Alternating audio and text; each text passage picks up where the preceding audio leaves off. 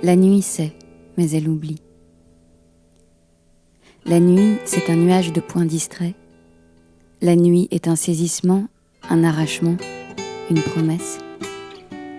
La nuit, c'est l'amante espiègle des cœurs délaissés.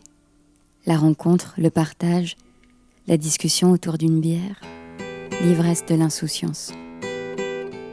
Une nuit de pleine lune, un groupe d'amis, une terrasse, l'apéro, une balade en ville, un petit souffle d'air frais, les lumières, les contre-jours, les cauchemars, le froid, le silence, le soleil qui se lève, la pluie, noire mais éclairée, reposante ou agitée, calme et animée, riche de rencontres. Ma première nuit dehors. Mon premier cri fut le silence. Né sous la canopée dominée par un ciel étoilé, la forêt fut mon premier logis dès ma naissance. C'était ma première nuit dehors. Non le coup du sort, juste la naissance d'une vie, juste un trésor.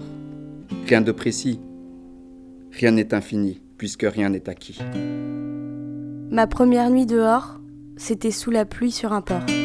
Arrivé par bateau, avec un bagage et un numéro, à attendre et attendre que le jour se lève, à contempler la lune, les étoiles, que cela s'achève.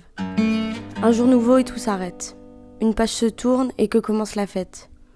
On aimerait tous partir et vivre, on aimerait moins être seul et survivre. Ma première nuit, c'était une étrange nuit, où pour la première fois, on distinguait les bruits, allongé dans un endroit caché, près de la jetée. Dormir après un moment unique, ne pas mettre de réveil à sonner et se laisser réveiller quand on a assez dormi. Ce qui reste à faire et à taire, ce que nous sommes, ce qui reste à parcourir. Bifurquer, se hâter, souffler, perdre de vue pour rejoindre les rues, couper, oblique et versatile. Les rues fuient alors je poursuis, et mes pas redessinent la nuit. Selon moi, les personnes qui sont invisibles, les personnes qui vivent la nuit sont invisibles pour certaines personnes, mais pas pour d'autres. Et elles le sont parce qu'en fait, quand je dis on, c'est parce que moi, je fais partie des gens qui parfois voient les personnes qui vivent dehors et parfois ne les voient pas. Donc je pense que c'est un choix plus ou moins fait en mode semi-automatique de la vue. Enfin, comme quand tu découvres une nouvelle marque de voiture et là tu les vois partout. T'es là, mais en fait, il n'y a que des Opel Corsa en ville. Et ben c'est l'inverse pour les personnes invisibles, t'as décidé de pas les inscrire dans ton vocabulaire visuel. Dévoiler l'invisible, ça serait de rappeler l'individualité de chaque personne et en faisant ça crée des sortes de solidarité qui n'auraient pas existé tant que les personnes sont juste des angles morts dans la vue des passants qui ont une maison. En fait, il y a tout, en fait, il n'y a rien. Ils ne veulent pas qu'il y ait quelque chose. Parce que les riches, ils veulent toujours être eux-mêmes, au-dessus. Ils veulent toujours être au-dessus de la moyenne de l'humanité, quoi. Ils sont nés où? Ils sont nés dans le même territoire que ceux qui n'ont pas. Mais c'est un peu la misère, quand même. Et tout le monde le sait, ça. Mais eux, ils ne veulent pas reconnaître ça, que c'est dur dehors. Mais après, est-ce qu'eux, ils sont mieux que nous? Moi, je ne crois pas. Ils s'emmerdent. Tout ce que tu vois là, ils sont pas heureux les gens. Ils aiment bien regarder des monuments, des châteaux, des machins. Quand ils speedent le matin, aller en voiture ou je sais pas quoi là, qui pleurent là, ils sont heureux, tu crois cela? Non. Tout le monde s'emmerde, moi je le sais.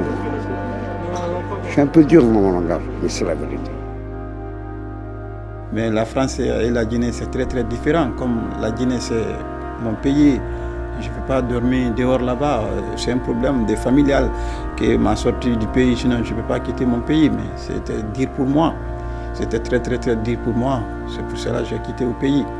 Mais la France et la Guinée, tu ne peux pas comparer. La France, c'est un pays qui est très très joli. C'est un pays qui est le pays de droit. Selon moi, la France est le meilleur pays du monde. Selon moi, c'est pour cela que je préfère venir en France. La France est un grand pays. J'ai fait un parcours très très compliqué lié à une enfance catastrophique et après voilà, donc j'ai fait 5 ans cumulés en rue et je me sens plus en sécurité dans le dénuement plutôt que sous ce système. Parce qu'on est encore plus à poil avec ce système plutôt qu'à la rue où là on peut rencontrer des gens qui ont un vécu, qui ont une vie, qui ont une solidarité qui est innée. Parce que dans la rue, c'est là où j'ai rencontré les meilleures personnes, pas dans le système. Dans le système, ils s'arrêtent à une image, ils vont pas gratter, on leur donne le personnage qu'on veut, pas de problème. Dans la rue, ça marche pas comme ça. On serre la main à quelqu'un, et quand on le voit tous les jours, on apprend à se connaître très rapidement. Ceux qui vivent pas dans la rue ne peuvent pas nous comprendre, ils rentrent chez eux tous les soirs. J'ai déjà entendu dans certains lieux en France, des gens très véhéments de la population accueillie, dire aux gens « mais qu'est-ce que vous me dites que je te comprends ?» à des bénévoles ou des salariés. Non, vous ne comprenez pas. Vous interprétez la compréhension que vous pensez comprendre parce que vous ressentez la chose telle que nous on vous l'a dit. Mais entre la ressentir et la vivre, c'est 3 dimensions d'écart. Donc ouais, vous rentrez chez vous le soir, vous déconnectez, j'espère pour vous vous déconnecter parce que c'est quand même tragique comme boulot. Mais vous vous déconnectez et vous retournez dans votre réalité. Nous on reste dans la note 24h/24. C'est les gens, il faut qu'ils se rendent compte qu'ils ne sont pas tout seuls au monde. Et il faut qu'ils sortent de la télé, il faut qu'ils sortent du téléphone, il faut qu'ils sortent de tous ces polluants qui ont effacé toute la misère du monde pour que personne ne se pose de questions. La réalité, elle est là. Le système fonctionne tellement bien que les gens ne se posent plus de questions, ils pensent qu'à eux. Comment dois-je dormir ? Comment dois-je me protéger contre les intempéries de la nuit ? Comment dois-je me mettre à l'aise en cas de besoin ? Quels sont les dangers que je cours pendant la nuit ? La rue, c'est une introspection perpétuelle. Quelles sont les conséquences que peuvent générer les intempéries sur ma santé ? Quand on est avec d'autres personnes, il y a... Quelle inquiétude réaliseront mes parents face à mon absence ? On n'est pas soi-même. Il n'y a rien qui m'anime. Quand je rencontre les personnes qui vivent bien cette que les situation, contraintes qui me sont assujetties, je vois l'énergie dont elles ont besoin, notamment l'argent, par exemple. pour juste trouver un hébergement d'une On peut exiger des choses de cet état. J'ai demandé là où les réfugiés vont. Souvent, ceux qui ont le moins, ils m'ont dit ceux qui que donnent le ici, plus, il y a ceux pas qui n'ont place rien. que Faire prendre conscience que les parcours qui mènent à la rue sont très différents, les gens sont très différents. 3 mois et 4 mois, je dors dans la rue.